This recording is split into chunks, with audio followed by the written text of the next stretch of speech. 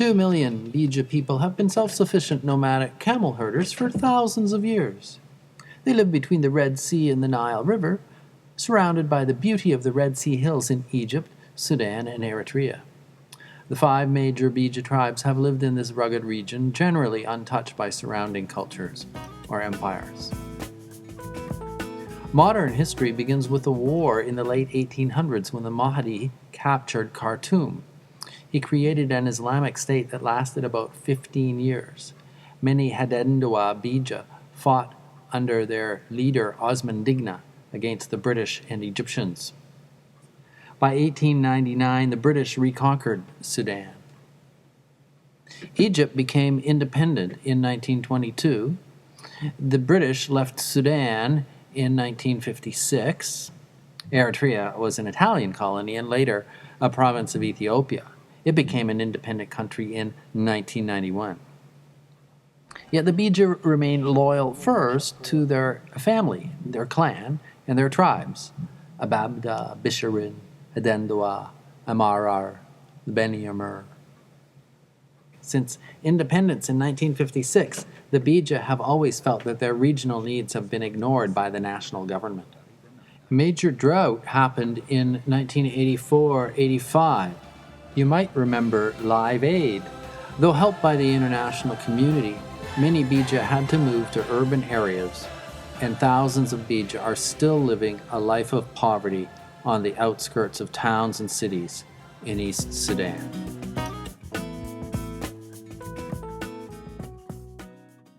The rough semi-desert region where the Beja live lies parallel to the coast between the Red Sea and the Nile River. The coastal plain is dry and flat.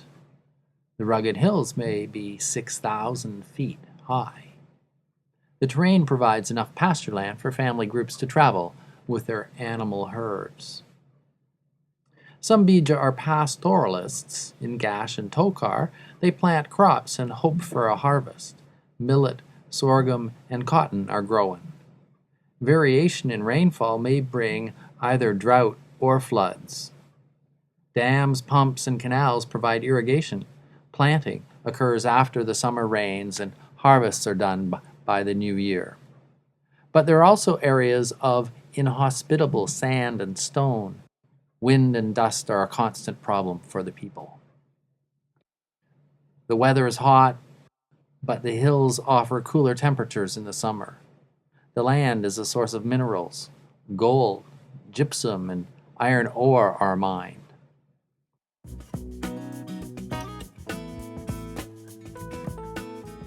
The Beja have a simple outdoor lifestyle, an oral culture, and distinct male and female roles. Men often wear a dark vest over a long tobe, and shy women wear colorful dishdasha. They practice folk Islam. Very few have become followers of Jesus Christ. They use their little cash income to purchase supplies like clothing, fruit, spices, sugar, and coffee, and they buy items for their home, to care for their animals, or to celebrate their culture. The Beja love their music and their dancing.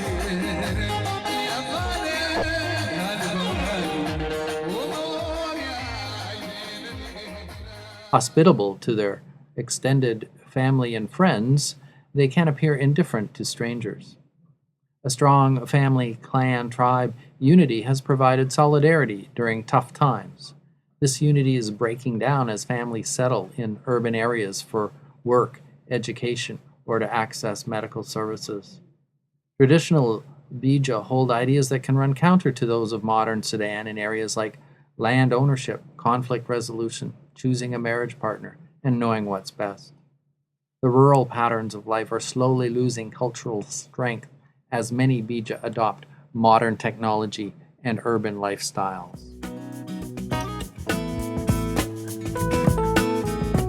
Nomadic life can be precarious.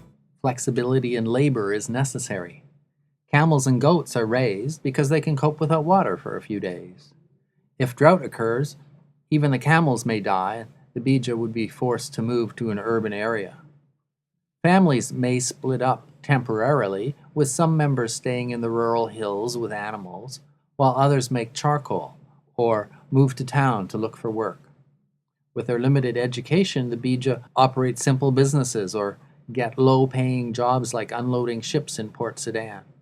At harvest time, some Beja help out at farms in the Tokar or Gash deltas.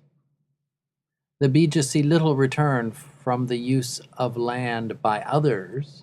Mining and farming profits go to other people.